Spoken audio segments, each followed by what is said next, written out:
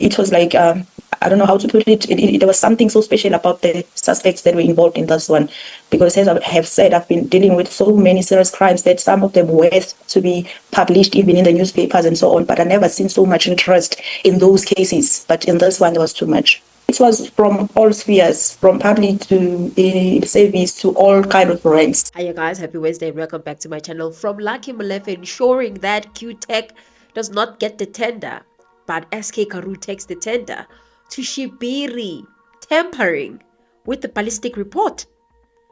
Not just tampering with the ballistic report, but also receiving monies from none other than VUSUMUZI Matlala. Having conversations on WhatsApp and sharing each other monies. God. In this video, I wanted us to talk about Witness B's testimony in the Matlala Commission. And to those who have not watched, there is a good summary of Witness A's testimony so that you guys can understand Witness B's testimony. So Witness B was just filling in the gaps of some of the things that Witness A says. So I'm not going to say some of the things, I'm just going to omit some of those things because they're said by Witness A, because I don't want repetition. We're just going to focus on the new things that have been said so far. Starting now with the unaliving of ARMAND Swarts in the scene. It is said that actually Michael Puletau was at the scene together with Musakekan. Him and Musakekan were the ones who actually fired at ARMAND Swarts, from what Witness B said. And on the other hand, Floyd Diego Mabusela was in another vehicle, but these two were the ones who actually unalived ARMAND Swarts. He also spoke quickly about the issue of the bail, and that during them going to the bail or attending the bail of KATISO Molefe, one of the people that were in the gallery when they were outside, they said this in front of them so that they can hear. It's like they were portraying a message to them indirectly. And that message said, KT will make this thing disappear. And they feel like that was one of the unusual things that happened. And there's this one particular utterance that was uttered by a certain lady that I think it's also worth mentioning. She was like saying out loud, like more like bragging, and intentionally so, because we were close by. It's like, you know, when someone is trying to indirectly convey a message to you but not really saying it to you, but knowing very well that you'll get the message. She said Katie will make this thing disappear. Like, we didn't understand where does it come from. And you guys remember from Witness A's testimony, one of the things is that they were trying to capture a picture of them as police officers, the way they were looking at them in the courtroom. That's just some of the unusuals that happened. So now Witness B added the fact that they even said something like this, that don't worry, KT will make this whole thing disappear. And they ensured that their police officers hear this utterance. Moving to the issue of the person of interest, which is KATISO Molefe, and how this whole tender was awarded. So to those who don't understand, this whole tender system, or this whole tender thing was awarded, which was awarded to SK Karoo, started with Q-Tech, which used to provide springs. I don't know what these springs are for, but they're saying it's small springs, and others call it rings and accessories. Transnet was being charged by Q-Tech 3.95 per spring. Now the tender, then SK Group or SK Karoo got the tender in 2023. And one of the unusuals of this is that they did not even advertise the tender. They just gave the tender. And one of the worrying things that we found later on is that SK Karoo is charging 151 rands per spring, which is a big difference from what Q-Tech was charging. And this thing then was exposed. And when it was exposed, Lucky Molefe, who is the nephew of KATISO Molefe, was asked to provide a report as to how this SK Karoo company got to get the tender. And this SK Karoo company goes back to connect with KATISO Molefe as well as Lucky Molefe. So from the time this thing was flagged, Lucky took his whole entire precious time until the 12th of April. But the 12th of April, that is when they started their own plans of trying to find the person who's the whistleblower who was able to flag this thing that was done by SK Karoo. And they started their investigation, you know, making their way to Q-Tech. And as you guys know, we did try to give that context in some of our videos as to what happened, the surveillance of Taupule, the surveillance of other accused around the area of Q-Tech before the unaliving of ARMAND Swarts on the 16th of April. Process. So already Lucky Molefe knew that he's going to give it to SK because these ones were just there to make it look like, but it was not really the true reflection of the competition. There was no competition for SK. However, what makes this thing complex is that we have a company called QTech that has a relationship with Transnet for over 40 years. And it has been supplying Transnet with, they call it springs and accessories. I don't know the right word, but it's a small spring. I've seen it during the course of my investigation. That was supplied to Transnet straight from them as they are the manufacturers.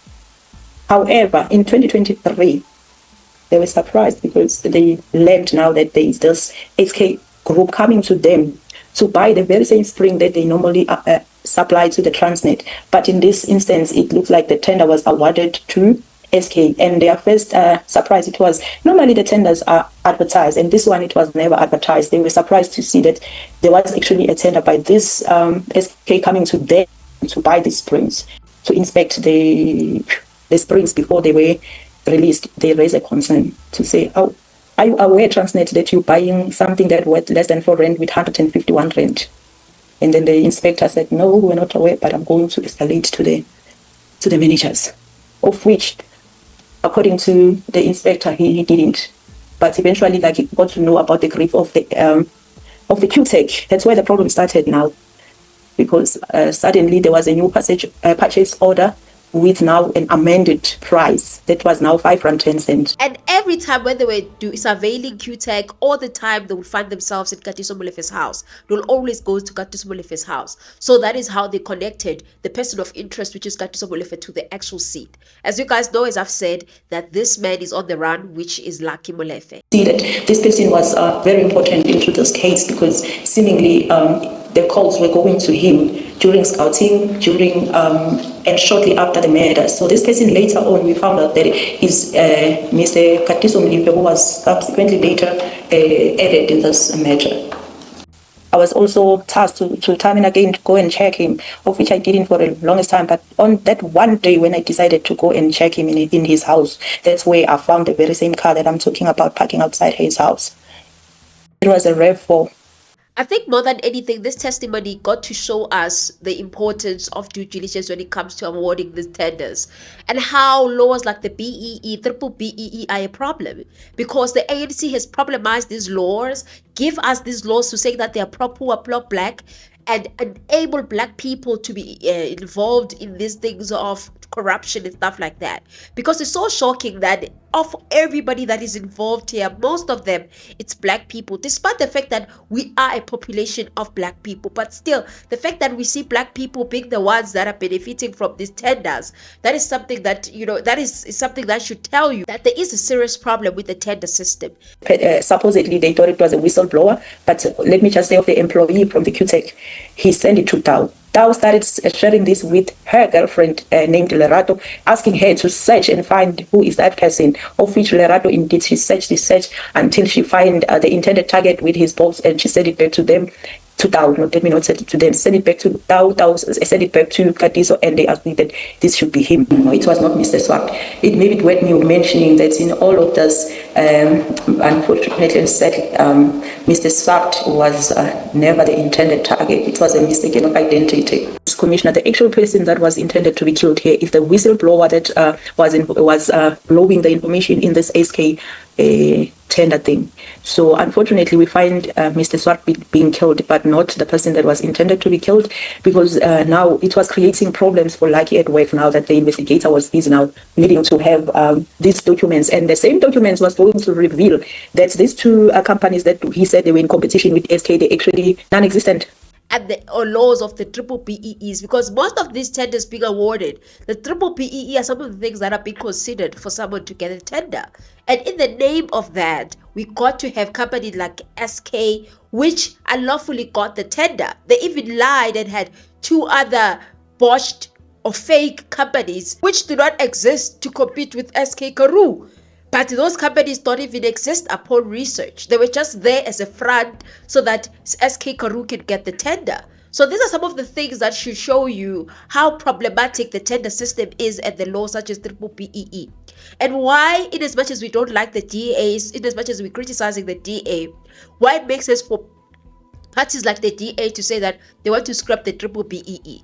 We know that black people, some of them are wanting to fight because they think about transformation, that as we're talking about transformation, we need such laws. But who are they benefiting? Do they really benefit us as black people, or they're benefiting black people to push corruption, for them to get such tenders using corruption? So I think that it's very important for us to have that type of conversation about the laws such as BBBEE. Obviously, the laws of tender or giving tenders to people is very problematic, and that should be scrubbed away with. But I think it should be scrubbed away with together with BBBEE, because it is the one that is enabling such criminality to happen. Would it also allow black people, white people, to dominate and black people to not get jobs? I think there should be a substituted law that can substitute everything, that can substitute the BBBEE, which will allow for people to not employ themselves as white people or employ themselves as black people, but to always have that mixture. But BBBEE in and of itself, it's a problem. It's a serious problem, because it enabled people like SK Karoo to continue with their corruption, and many other companies, like what happened in Tembisa Hospital. It was the BBBEE that allowed for some of the things to happen like that, especially with the tender processes. So the issue of bribes, witness A did talk about it, about the fact that they wanted to bribe them, and that the issue of bribe was raised by Shibiri. You, like us investigators, you only have two options. You only have an option to accept the bribe and do what those criminals want, or you die. Actually, the second one, it's not even an option. It's like that. It's either you do this, or members to say, now there's only three options. The suspect will escape, the suspect will kill you, or the suspect will buy his way out. And with the testimony of witness B, now we are finding that it is not only bribe that was revealed by Shibiri. Another person was an informant who was informing the police, who informed the investigating officers that are in charge of this case. Also, it seems like that person who knew some certain information from KATISO Molefe. So KATISO Molefe will tell that person to tell the police officer to tell the IOs. So that's how this information ran. It was like a direct message that was told to them that there's bribes going on. It's like they were feeding them information that there's a lot of things going on. I don't know if it was to tell them that they are fighting a losing battle, or they were just trying to sway them to also accept the bribes and let everything go. But clearly the message was directed to them. They were supposed to receive this message from this new informant that is unknown, and the lady refused to reveal, or witness B refused to reveal the information or the identity of this informant or this police officer that is receiving information from this informant, because they're trying to protect them, since now also can be in danger if the information can come out that this police officer is actually the one that is taking information from this informant to the IOs. Cannot say who was the person, but I would say this information to me, it gets to me through the colleague, because this informer is directly reporting to the colleague. I was saying at some point, the very same informer told the colleague that the amount that was already paid to the investigators, let me say to me in particular, he said I was paid 1.2 meter. And this information comes shortly after Tau is granted bail. He said, you see, I told you that this person has been paid. Like, he's speaking from the point of knowing, even knowing the amounts. And everything that he has warned my colleague about, it's happening. So it's easy to believe such person when he says tomorrow this person is going to get paid and the person gets paid. Now he tells my colleague that I've been paid 1.2. So he was supposed to believe even that. But unfortunately, he knows me better than that. But also, Shibiri also revealed the issue that their lives are in danger and that they should remain safe. Because after I was home already, I received a call from Colonel MOKOENA, and then he told me he was with General Shibiri, and General Shibiri would like to talk to me. He then handed over the phone, and then I spoke to the general, and the general was basically asking me a question, trying to understand the whole case and the linkages and everything. Therefore, unfortunately, I was not in the liberty to do that. I feel so uncomfortable to do that over the phone, because after realizing the people we're dealing with, that were too sophisticated, so we're not really discussing any of the cases concerns over the phone. Therefore, I explained that to the general to say, I don't mind giving general the brief case, but I can't do it over the phone for this and that reason, of which he understood. He said, okay, cool, and then you can please come to my office so that you can give me this information on this case. And after that brief meeting, or that brief update that they provided to Shibiri, because you guys remember that Shibiri called them and said they must provide a brief. And after that brief, he told them about the brown envelopes and the fact that they're dealing with really dangerous people. This Shibiri person also called witness B later on, asking more details about DNA, about all of that. And witness A, not knowing, provided that update until it was told by Brigadier Mokopane. Brigadier Mokopane said that don't update anybody but myself because this is a very sensitive and a dangerous case. Linked, and then how strong is the case against the accused, of which, well, after this meeting, he indeed gave me a call again, a follow-up call, to ask me the things like the linkages in terms of DNA, in terms of primary residues. So it was like, to me, okay, this was all about it. Around May and June, he received a call from General Ben, I think it's Isaac Ben MOKOENA. Isaac Ben MOKOENA called them saying that the ballistic report is ready, and that they were told by Shibiri that the ballistic report is ready. July and June, actually early June, I received a call again from my Colonel MOKOENA. He informed me that General Shibiri has called, is that the report is ready, I can collect. And then I went to Ballistic together with other colleagues. I didn't go alone. And then we went there. On our arrival, we went to the office where they issue the reports, only to find that they said no, the report is not with them. We must wait for the analyst, of which he came, and then he told us no, there's a mistake on the report, and then he needs to rectify it. Then he took us to his office. And the ballistic report was in Silverton. And when they arrived there, they found that the ballistic report is actually not as ready as they thought. I found that there's a lot of problems with the ballistic report, and that they even said that, no, you know what, there's like a lot of problems, let us rectify.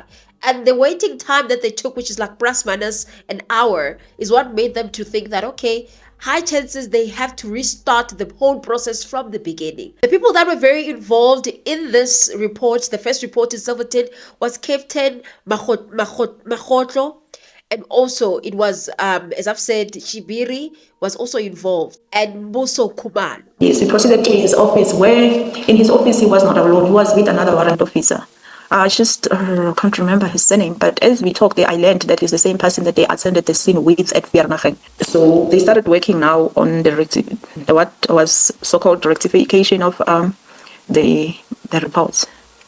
Muso Kubalo even suggested that, okay, since there's things that they wanted in the first report, which was the serial number, if I'm not mistaken, of the weapons or the cartridges or whatever the case may be, guys.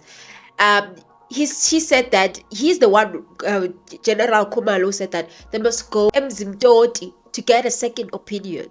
And then when they got to Mzimdoti, they then found Warrant Officer Kada. And Warrant Officer Kada is the one that actually was able to give them the serial number that they were looking for. And also, when she got that information, she didn't want to take it anywhere. She just took it straight to the prosecutor, who had to take it to lab. And then I went back on another day to say, hi, I'm puzzled. He told us about 1, 2, 3, but it's not here in the report. And to my surprise, when I come to make a follow-up, now I find the captain, he wants to pretend as if he doesn't know what am I talking about. He never had this conversation with me. It's like as if I have some sort of amnesia or so. And I was puzzled by that action. And then I take the firearms to KZN. In one of the firearms, the warrant officer Kada managed to do the etching, and he was able to reveal the serial number of the firearm.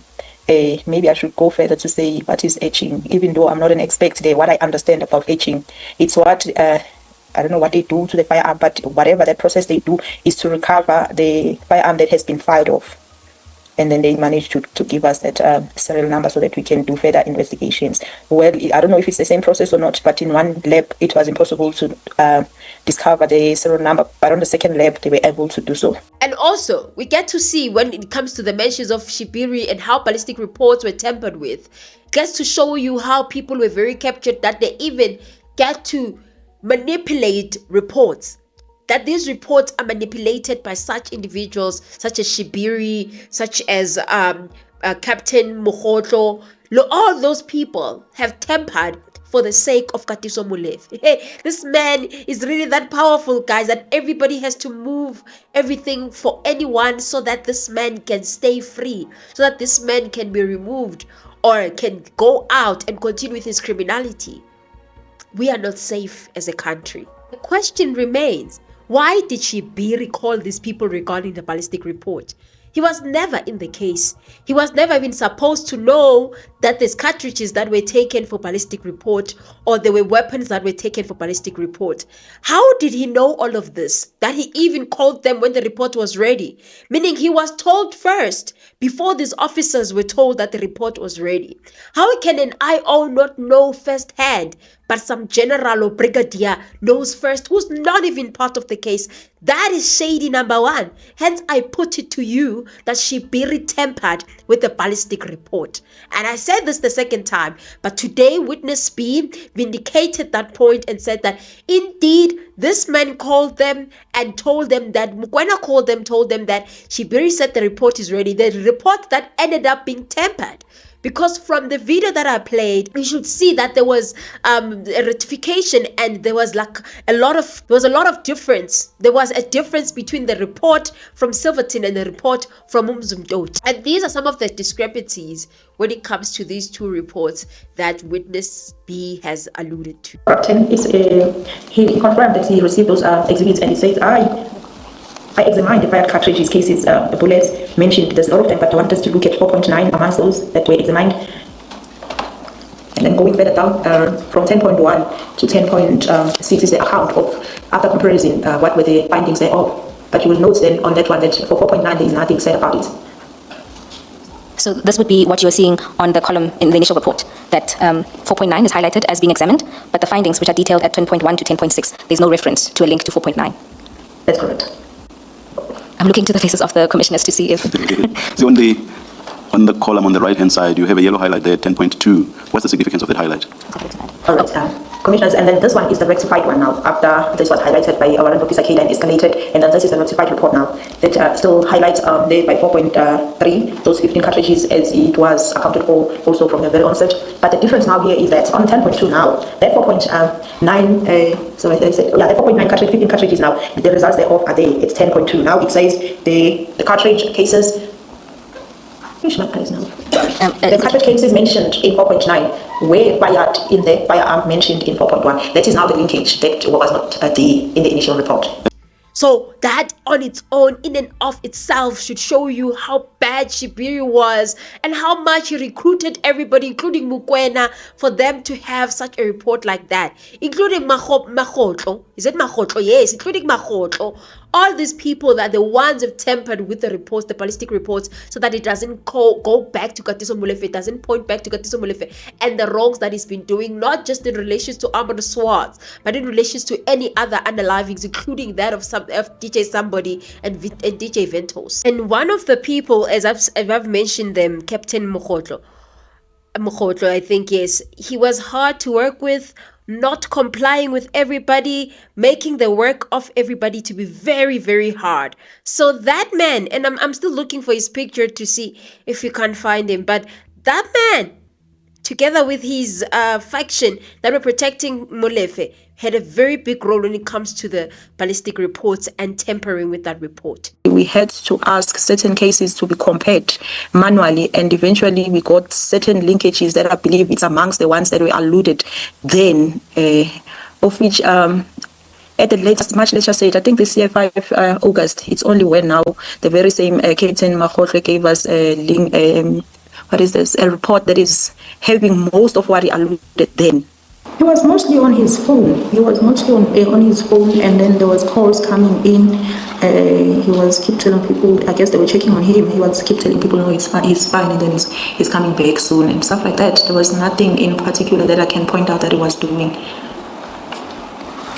And so now you'd say to him he needs to do a statement and that his workstation would be seized to preserve the evidence. Before the police officers come in alleging that there is a kidnapping, at paragraph 65, you deal with the calls that were received by some members of your team. No. In actual fact, Ken Asholo spoke to us rather than Captain MAKGOTLOE. That's when he was asking questions. That what took us to the point where he informed the general, because it was like he was not understanding why he was sent there in the first place, because the explanation is different now, and there was nothing that came from the captain to say maybe, hey, Captain, that can help people that kidnap me, this and that and that. I never had any of such. Thank you. The way this man has been moving very shadily, this Captain MAKGOTLOE, even got to a point whereby there was some crazy. I don't know if it was a fake call of kidnapping, that there was kidnapping that happened in the lab. I don't know if that was a way of trying to take these captains to the lab, because they said that where they were in the lab that there was nothing like that. So I think that he was trying to deviate focus so that they can focus on a fake kidnapping, so that before they can take over his station, so that they can preserve evidence, he can get rid of that very quickly, or whatever that he wants to get rid of, while these people are focusing on a fake kidnapping that he called, saying that it's happening. You see, guys, these captains, very crooks. This man really had them by this. He really held them, and he was really in control, and he ensured that he destroys all the evidence, working with these captains, brigadiers, and generals. Yeah, that to me it was so strange to say there was a kidnapping. First of all, the said kidnapping, it should be the crime scene, it should be a police station. It's a, how can you kidnap somebody from police station where all the help is there to prevent crime? Further than that, we were going to the office, not our office. We can't be the one directing how we get there, how we gain entrance there, how we access the office. Obviously, the person who's leading us is the person who was working in the office. Thirdly, the security at the gate. You can't just access the ballistic without going through the security. All that, he's the one who was talking to the securities to assure them that there's nothing wrong that is happening. It's him. He's with us, and we've got permissions and all that. So I really, even after, when now everybody was called, God knows who called people that supposedly attended that kidnapping. But when they get there, find explanation. Otherwise, the way the people were supposed to open that kidnapping, that's how crime works. And we were not supposed to be let go if now we committed crime. That's why when you find the suspect and on the act, that's why now you arrest. You don't tell the suspect that, oh, you come back some other time, I'll arrest you some other time. And given the fact that kidnapping it's taken as a serious crime, it was supposed to be opened there and there because the police were there to attend to it. However, all that didn't happen. And the fact that we were told that he was advised and he would be unadvised. So all that didn't happen. It makes you wonder, why was it opened in the first place? What is the... Witness A starts exposing Shibiri's relation with VUSUMUZI and Matlala, and the monies that he's been receiving, and even conversations on WhatsApp. Yo, Shibiri is corrupt. Analysis, and then to find that the general has the relationship, or if it's not a relationship, the talking relationship with this VUSUMUZI Matlala. And well, I would also note that the scope that we have of VUSUMUZI Matlala, it was only in use from December. And indeed, what I can say in my comment on this is to say, I noticed that the very same general was in communication with VUSUMUZI Matlala using a WhatsApp voice calls from the period of that December up until May. However, I noted that in April they never spoke, but consecutively from December up until May. However, April is not there. And furthermore, I learned that the relationship is so serious that there's even an exchange of monies between them. So it made me question everything that I questioned initially as to what was the purpose, what was supposed to mean, especially the conversation of the envelopes, what was its intention. I think more than anything, this goes back to what one of these people said there when KATISO Molefe was applying for his bail, that KT will make this disappear. He actually did make everything disappear. From a bad ballistic report to all of this. Definitely, he ensured that everything disappears. One of the things about the Silverton report is that they found out that these firearms or these weapons are linked to cash in transit, the CITs. And they were anticipating that it will link to high-profile people, not just the cash in transit, whereas these ones, they only gave them that, and they expected more, and even serial numbers. So Silverton was very much captured, that the fact that the first report had to be changed for the second report, that is something that should have worried everybody. Nonetheless, guys, please comment your thoughts. Tell me what you think. This was the first half of the the testimony of witness B. We are going to do the second half later on when all is done. But I just wanted you guys to catch up before we can make a 1 hour long video. So let us catch up with the first part. Then we're going to do the second part later on. Nonetheless, let me hear your thoughts. I will see you guys on my next upload. Bye.